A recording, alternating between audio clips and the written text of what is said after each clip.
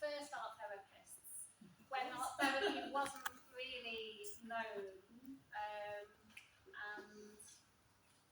carry on. So she set up a creative community in London before she moved to Devon not so long ago. So thank you, Terry, for being with us.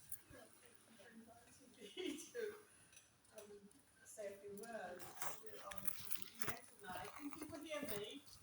Yes. I can honk up a little bit.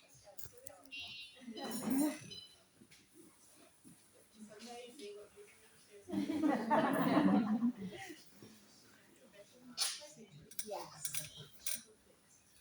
Right, well, I wasn't sure when Jamila asked me to say a few words. I was thinking, what do I need to say and what is it about? So I'm just going to begin by telling you a little bit about myself and then tell you about a project, a studio that I initiated from clients who I've been working with. And I think one of the things I want to just emphasize is that mental health is no respecter of persons. I think a few years ago mine did a research on that, and I think they found that 1 in 4 of us will, and it's probably higher now, will have experienced mental illness of any kind, mental distress, whatever you want to call it, at any time. So, it's important. Looking after our mental health is really valuable and important. I've been attending the Clay I'm reading my notes because I just wanted to give a bit of clarity here. I've been attending Clay Factory here for studio, working with Jamila for just about a year. And I was introduced to this facility by the social prescriber based on my GP surgeon. And I think that's the reason I'm flagging it up is I think it's a really important initiative. And I came here from London about 5 years ago, and I really didn't know anybody. I didn't know, apart from my family.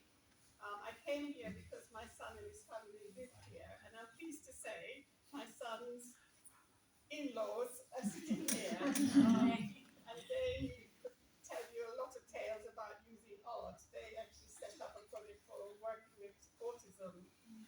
So if you're interested in that, they're the ones you can talk to about it, which they did for many, many years. But I'm now retired. Before moving here, I worked for 37 years with the local authority, what was then social services, and that got sort of the mental health side of that got swallowed up by a very large NHS trust. And I was part of, I also used to work in the community, working with voluntary organisation, really helping them to get facilities and grants. And at the time, in the 70s and 80s, a lot of black people of Afro-Caribbean origin were being sent to mental institutions, were being admitted.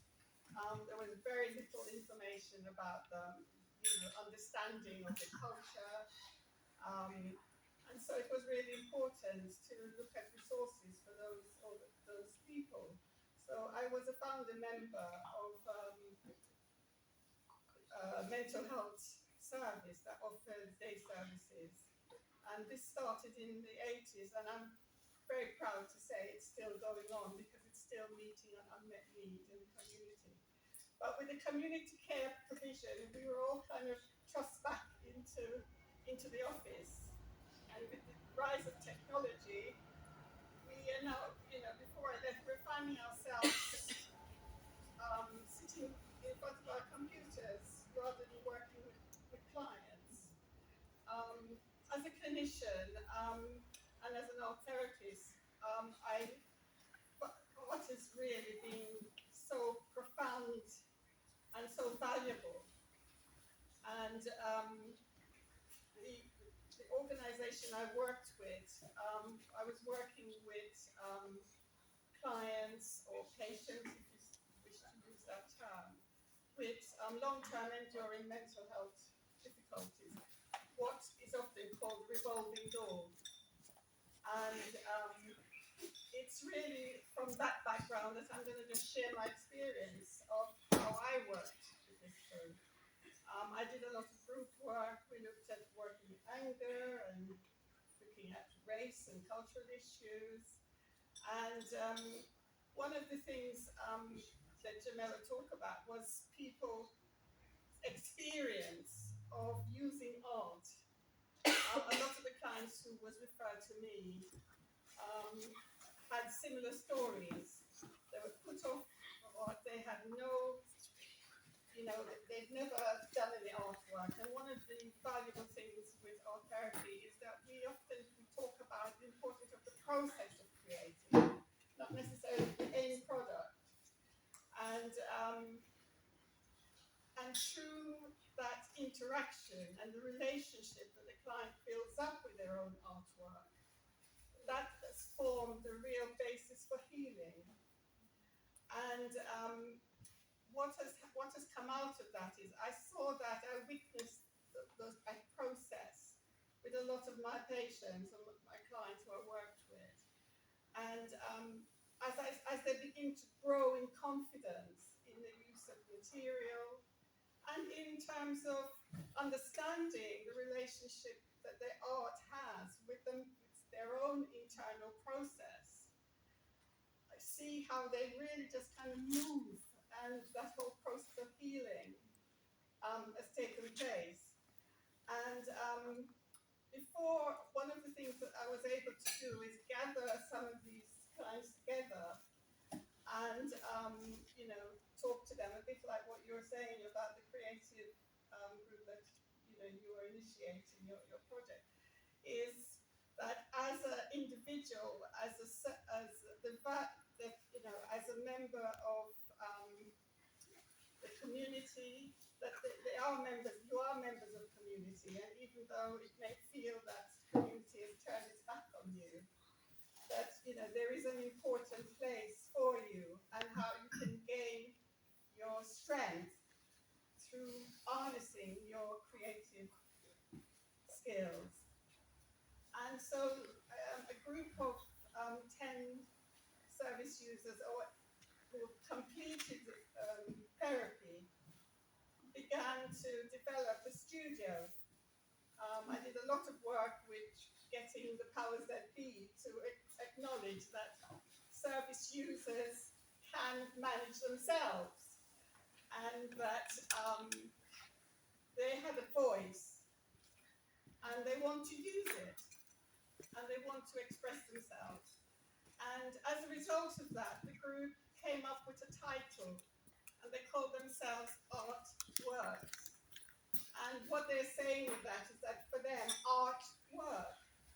And what's been really very interesting is that the lack of admission back to the psychiatric hospital, how they're able to communicate with one another, the relationship that developed, not just with their own image, but with each other.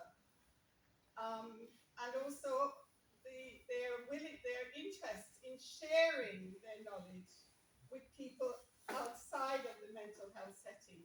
So to that extent, they developed, they took part in Arts Trail, they curated exhibitions of this kind, and so which brought the public in. And as a result of that, I felt a lot of barriers were starting to crumble. And again, this group is still meeting. They are actually, they've empowered themselves. They are they bring people in, and also people are getting something back. They also deal now, this statutory organizations is now sort of referring people direct to them. They do their risk assessments, but also what's really powerful is how it has empowered them in their own creative process. And I just really want to sort of flag up this group. And I would like to what I think I'd love to see is more groups like that and more service users being empowered to manage themselves and not for the professional body to think they're always going to be dependent on service. And I think this is what I think is really exciting, is that through art, through the power of art, they're able to learn about themselves, gain strength from each other, and are able to give back to the community in a really positive way. I've worked with some of the service users that are part of that group, people who came here as refugees, asylum seekers, on the other extremes, people who have had long-term illness, been sexually abused, incest survivors, you name it. It's a melting pot of different things. And one of the things I say, of course, a lot of these stories are so valuable. And I think that each person, when you start art, it's really that storytelling that is so important. And also being a witness to other people's experiences is so powerful. Thank you, Jen. And I think so we'll probably have to wrap up there because I know William will be up in the cafe saying I need to get this food out. So we haven't still eaten yet. But thank you so much, Well, Jen. thank you.